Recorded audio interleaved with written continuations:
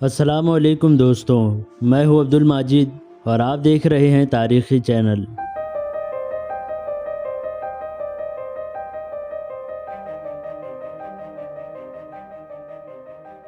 ناظرین اکرام، اگر آپ نے دریلش ارطغرل یا کرولوس عثمان ڈرامہ دیکھا ہوگا تو ان ڈراموں میں بار بار سفید داڑھی والوں کو بتایا گیا ہے۔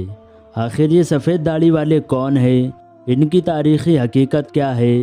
کیا ان کا تاریخ کی کتابوں میں ذکر موجود ہے یا پھر یہ ڈراموں میں دلچسپی بڑھانے والے فرضی کردار ہیں جن کا تاریخ سے کوئی واسطہ نہیں ہے؟ ان تمام سوالوں کے جوابات جاننے کے لیے ویڈیو کو آخر تک ضرور دیکھیے گا۔ دریلش ارطغرل اور کرولوس عثمان میں سفید داڑھی والوں کا ذکر بار بار کیا گیا ہے۔ اسی طرح ترکی کے ایک اور تاریخی ڈرامے پائے تخت عبدالحمید میں بھی سفید داڑھی والوں کی تنظیم کو احتیارلر کے نام سے بتایا گیا ہے۔ سفید داڑھی والے یہ ترک قوم کی خفیہ تنظیم تھی۔ یہ تنظیم ترک قبائل کے مجاہدین کو دشمنوں کی خفیہ معلومات فراہم کرتی تھی، جس کی مدد سے ترکی مسلمان دشمنوں کے حملے سے خود کو بچایا کرتے تھے۔ پہلے سفید داڑھی والوں کی تنظیم کا نام بورو بدون تھا۔ بورو بدون کی ابتدا اوغوز ترک کے بزرگ دیدے کورکوت سے ہوئی۔ ترکی زبان میں دیدے کا مطلب سفید داڑھی والے بزرگ کے ہوتا ہے۔ دیدے کورکوت ایک نہایت ذہین اور عقل مند سردار تھے۔ قبیلے میں پیش آنے والے مشکل حالات کے وقت دیدے کورکوت سے مشورہ لے کر فیصلہ کیا جاتا تھا۔ ترکی کے عظیم تاریخ داں رشید الدین ہمدانی نے اپنی کتاب جامع التواریخ میں دیدے کورکوت کے بارے میں لکھا ہے کہ دیدے کورکوت ایک نہایت ہی ذہین شخص تھے جو 295 برس تک زندہ رہے۔ ایک ترک سردار انلسر یاوکی نے ایک مرتبہ دیدے کورکوت کو سفیر بنا کر نبی اکرم صلی اللہ علیہ وسلم کی بارگاہ میں بھیجا۔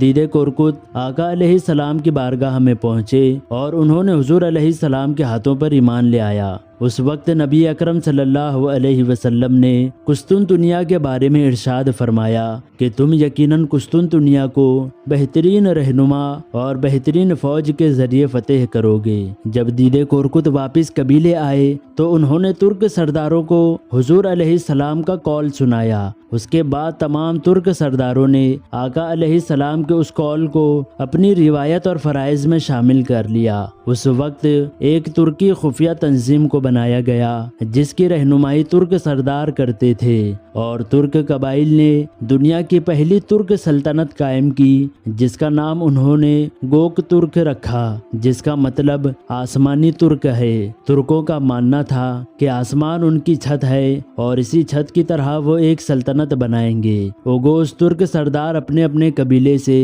بہترین سپاہیوں کا انتخاب کرتے اور انہیں جاسوسی کی ٹریننگ دیتے۔ اس کے بعد ہر سپاہی کو اس کی صلاحیت کے مطابق ایک مشن پر بھیجا جاتا تاکہ وہ دشمنوں اور دیگر دوسری قوموں کی خفیہ معلومات جمع کر کے سفید داڑھی والوں کو فراہم کرے۔ جب ترک سلطنت ترقی کرنے لگی تو اس وقت باضابطہ طور پر ایک خفیہ تنظیم کو بنایا گیا۔ اس تنظیم کو بنانے والے وزیر بلگے تھے جنہوں نے اس تنظیم کا نام بورو بدون سے بدل کر سفید داڑھی والے رکھ دیا۔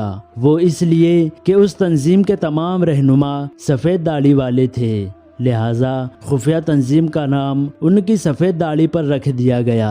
اس تنظیم کو دنیا کی پہلی جاسوسی خفیہ تنظیم بھی کہا جاتا ہے۔ سفید داڑھی والوں نے سلجوقی سلطان علاء الدین کیقوباد کے لیے بھی کام کیا۔ سفید داڑھی والوں کے حکم پر ہی ارطغرل غازی نے ہجرت کر کے بازنطینی سرحد پر اپنے قبیلے کو آباد کیا، اور انہی سفید داڑھی والوں کی خفیہ معلومات کی مدد سے ارطغرل غازی نے 4800 مربع کلومیٹر تک اپنی حکومت کو پھیلایا تھا۔ کئی سالوں تک ارطغرل غازی سفید داڑھی والوں کے سربراہ کے طور پر اپنی خدمات انجام دیتے رہے۔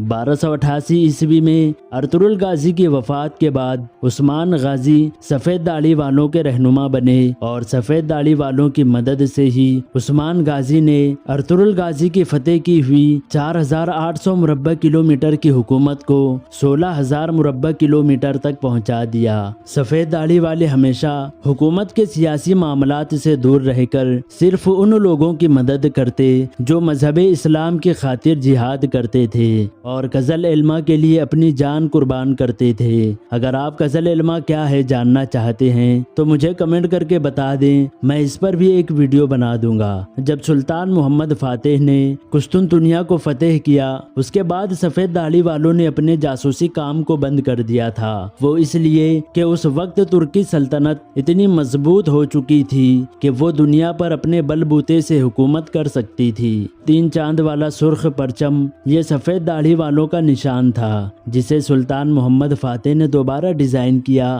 سفید داڑھی والوں کے چند نشانات ترکی کے ڈراموں میں بھی بتائے گئے ہیں۔ یہ تصویر دریلش ارطغرل ڈرامے کی ہے اور دوسری تصویر پائتخت عبدالحمید ڈرامے سے لی گئی ہے۔ سلطان عبدالحمید نے بھی اسی طرح کی خفیہ تنظیم بنانے کی کوشش کی، لیکن وہ اچھے کام کے لیے اچھے لوگوں کو تلاش نہیں کر پائے۔ جس طرح سفید داڑھی والوں نے اچھے لوگوں کو تلاش کیا تھا، اسی طرح عبدالحمید سلطان تنظیم بنانے میں ناکام رہے۔ تاریخ میں اس بات کا بھی ذکر ہے کہ جب غیر مسلم حکومتوں نے سلطنت عثمانیہ کو ختم کرنے کے لیے حملہ کیا تو اس حملے میں سفید داڑھی والوں کے تمام رہنما قتل کر دیے گئے، لیکن بتایا جاتا ہے کہ آج بھی یہ سفید داڑھی والے ترکی کے لیے خفیہ تنظیم کو چلاتے ہیں۔